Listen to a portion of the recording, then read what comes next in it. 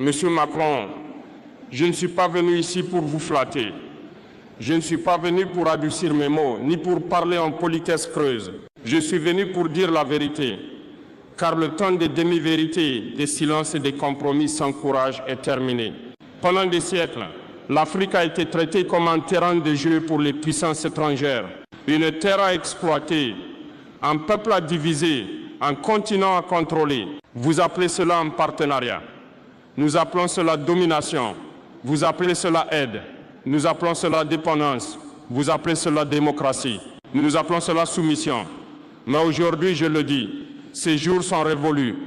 L'Afrique ne s'incline plus. L'Afrique ne supplie plus. L'Afrique ne craint plus.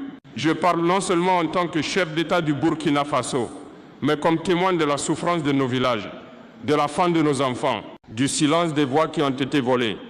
Je parle de l'agriculteur du Sahel, dont la terre est exploitée pour nourrir des économies lointaines. Je parle du mineur du Congo, dont l'or alimente des trésoreries étrangères pendant que sa famille dort affamée. Je parle de l'enseignant du Mali, dont la voix est étouffée par le poids des contrats étrangers et des armées étrangères. Les voyez-vous, Monsieur Macron, ce dont la vie a été façonnée par vos politiques, ce dont l'avenir a été décidé depuis vos bureaux. L'Afrique ne se contentera plus d'observer. L'Afrique ne restera plus silencieuse. L'Afrique écrira sa propre histoire.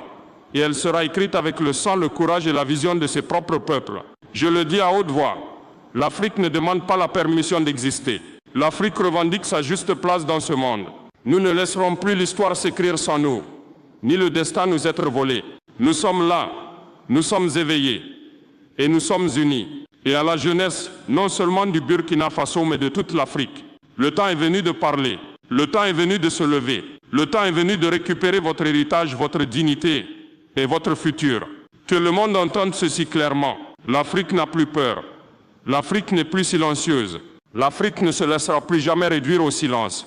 Regardons la vérité en face, Monsieur Macron. La France n'a jamais vraiment quitté l'Afrique. Elle a changé de drapeau, de discours, de politique. Mais les méthodes de contrôle restent les mêmes.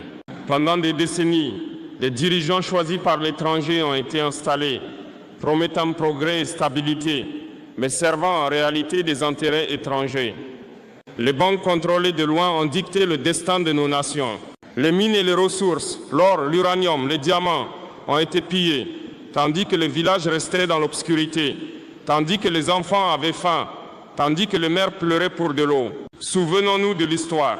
Depuis la conférence de Berlin jusqu'à l'ère des indépendances, les promesses de liberté ont souvent été des illusions. Même après l'indépendance, les